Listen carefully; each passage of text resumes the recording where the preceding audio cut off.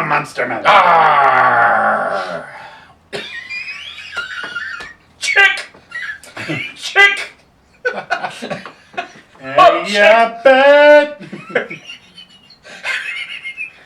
Abbott and Costello meet the Monster Man. So lightheaded for doing This that. Sunday on WPIX. Yeah, exactly. I used to eat butter and sugar sandwiches at my grandma. Butter and sugar. Yeah, because they would, in the morning, this is an Irish thing, they would say, do you want bacon and toast? I said, yes. And she would get thick cut bacon from the butcher and boil it. And then pull it out on a fork and try to put it on toasted Wonder Bread. And I go, I don't want that, Grandma. Boiled bacon? Boiled bacon. So she's like, well then have butter and toast, butter and sugar. So it would be 4 wedges of butter and then just like 2 spoonfuls of sugar on a piece of bread. Sounds delicious. It was awesome. And then I watched... Imagine putting that on like a Costello. George Foreman grill. Oh. Yeah, that's going to make the fat run out. I want to keep the fat. You Foreman, you bastard. take the little pool thing at the end. That was when George Foreman was the size of Mount Kilimanjaro, telling us how to lose weight. How? Why? Well, Ass. just because the fat drips off doesn't mean what you're eating still isn't going to kill you. He would collect all the drippings from your house. Save the drippings. The drippings are the best part. Mm. Anyway, should we talk about horror movies? Sure, whatever. What are we doing here? We're going to talk about a few movies, and then we're going to talk about some books. Yes. I will handle the movies. You do the movies? You will handle the books. I'll do books. We're dividing and conquering. Because you read and I watch TV. Exactly. I've been watching Shades of Blue. I've The watched- Ray Liotta J-Lo cop show. Pretty good. Who knew? I watched 50 Shades of Blue with J-Lo. Ow. Describing yourself. I'm so blue right Oh. now. All right, you do movies. Do movies. First of all, in Let's theaters move right now, if you haven't seen this movie, get the hell, finish the show first, Mhm. then go see Deadpool. Yes. Deadpool is freaking hilarious. Everyone who has seen this movie has said it's awesome. It's awesome. It is thoroughly enjoyable. So the thing about Deadpool is it takes place loosely in the X-Men universe. Right. I saw Colossus. Colossus is in it. They go, there's, the X-Mansion is briefly in it. So Right. at some point, this ridiculous character who breaks the fourth wall and talks to the audience, Right. makes fun of Ryan Reynolds, makes fun of the X-Men, makes fun of Hugh Jackman on camera, and he knows he's in a movie, just like the character Deadpool knows he's in a comic book. Right. And I'm going, so they might actually integrate him at some point into the real X-Men movies? Oh my god. I'm like, how would you do that without... What I'd like to see, though, is the X-Men end with the Age of Apocalypse that they're doing, and then relaunch into this world that doesn't take things so seriously. Yeah. And just, like, alright, we all know the X-Men already exist, and just have a balls-to-the-wall universe of just funny, self-aware, balls-to-the-wall action. That's a good idea, because I think with the upcoming Captain America Civil War, where it's getting really serious, it might be good to just have fun. I heard, though, that there's more humor in Captain America than you'd expect. Really? And the Captain America movie is testing through the roof right now. Can't be Cap. But Deadpool, so Deadpool was originally introduced in Wolverine Origins, Yes, oh my god. and it's unrecognizable. They make fun of that. Do they? Yes. Do they ever bring up Ryan Reynolds as Green Lantern? Yes.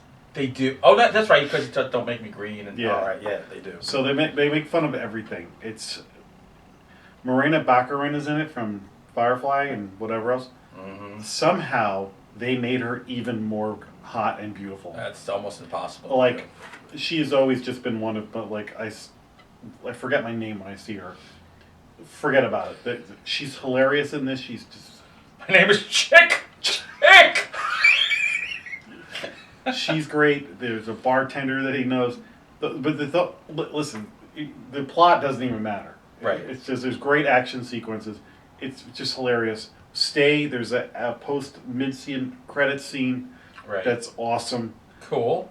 But at least if you haven't seen it by the time you see this, because this will be out a few weeks after the movie's To already be out around Deadpool 2. Yeah. Electric Boogaloo. But man, did I enjoy this movie. And Ryan Reynolds, was in another movie that was on my top 13 horror movies, The Voices. Right. He's great in that too.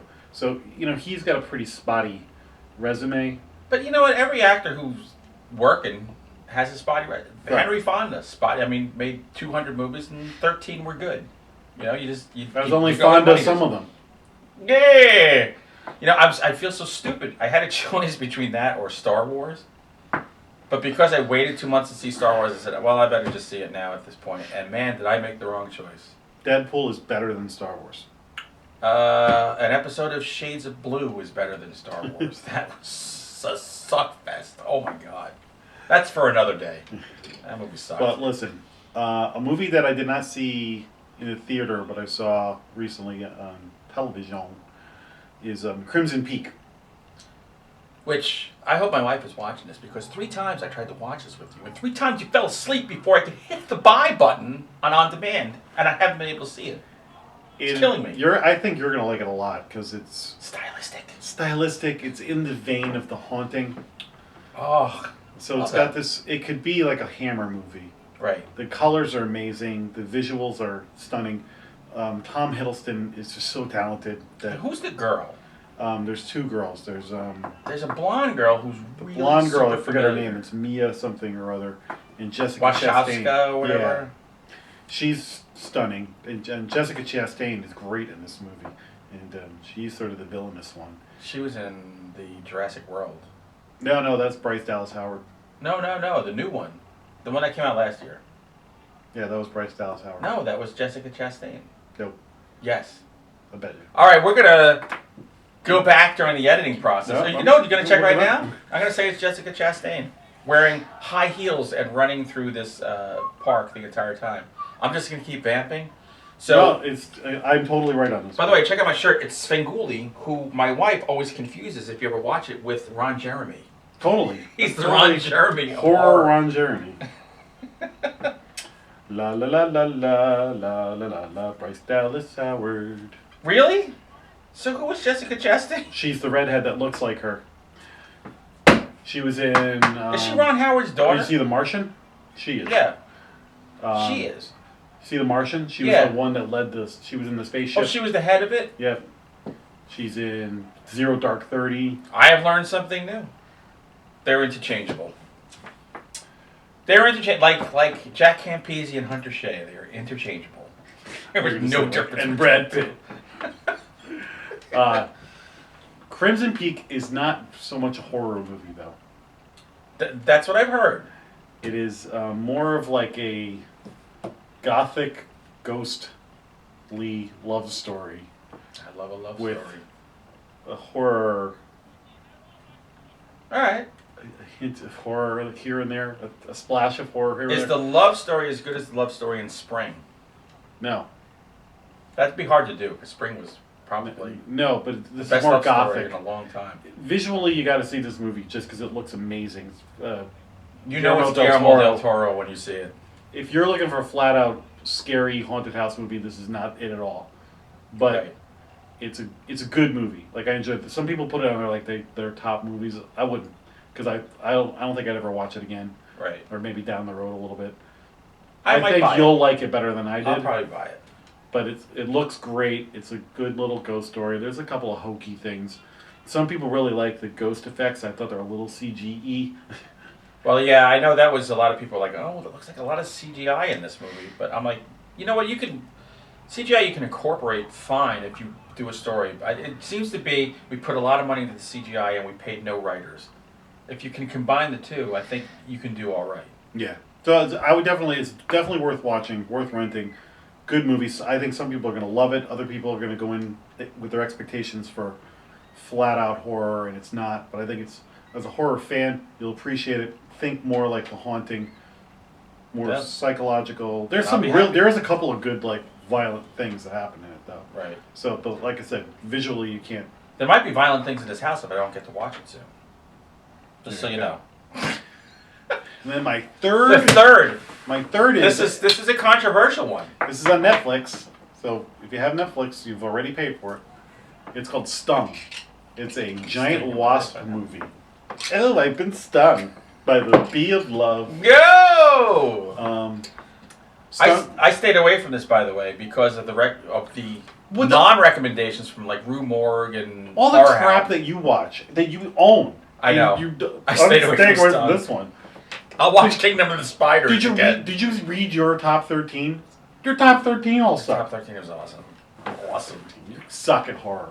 Anyway, Stung is a great Netflix movie. It's a monster movie, giant wasp, so don't put the bar up. It's not like bzzz, those are bees. This is not The Shining. This is not, It's not The Shining? It's not but it's a fun giant wasp movie. It's funny. Right. The ending, the line between cheesy sci-fi movie, they dance on it a few times. Right. And even cross it a little bit. But I just enjoyed it. Like, it's not great, but it's a total rent on Netflix. Right. Like, I thoroughly enjoyed it. I thought It's on Netflix, and it's in my list. You should watch it. It's a good rental. All right. It's funny. When I first read the review, because I could have bought it. Don't buy it. On demand, and I was like, oh, but Rue Morgue said it's really terrible. So. Don't buy it. I'll trust you over Rue Morgue. Netflix, it's a no-brainer to watch on Netflix. Right. It's so much better than many other Netflix movies. But again, it's a giant wasp movie, so you know what to expect. Do I get William Shatner? The only thing missing in this movie was Shatner. They shat the bed when they did the casting on The this. important thing is that they made it funny. It's well, not that's what you gotta do with something like that. It's not a flat-out comedy, but it's funny. Right. And that's... Yeah, you gotta have fun with this. Deadpool is kind of a flat-out comedy that's a superhero movie, right? Too, instead of like a superhero movie that's funny, like a Marvel movie. Yeah. So humor plays. And Crimson Peak has no humor. Not really. Dry British humor, just a little bit. Well, it's funny we're talking about humor, because that's a good segue into my segue. We don't even plan this stuff. I was at Scares That Care last year, and I met one of my heroes, Carlton Mellick III. He is a writer of what's called Bizarro Fiction. To give you an idea of what Bizarro Fiction is, I'll just read some titles of Bizarro Fiction books. War Ghoul, Christmas on Crack, Sinister Miniatures, Baby's first book of seriously fucked up shit. Let's see. The Emerald Burrito of Oz. Here's one I love. Pickled Apocalypse of Pancake Island. Alliteration. A friend of mine from years ago, Adam Pepper, he did a book called Super Fetus about a fetus that refused to be aborted. Oh my God. Bizarro Fiction is exactly what it says. It's bizarre. It's crazy stuff. Well, Carlton Mellick is the king of Bizarro Fiction. Carlton Mellick III.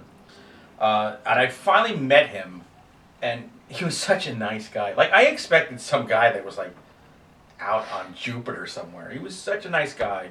And he even said, he goes, let's go meet at the bar. And we never got to meet. So hopefully, Carlton, if you're there this year, I hope you're there.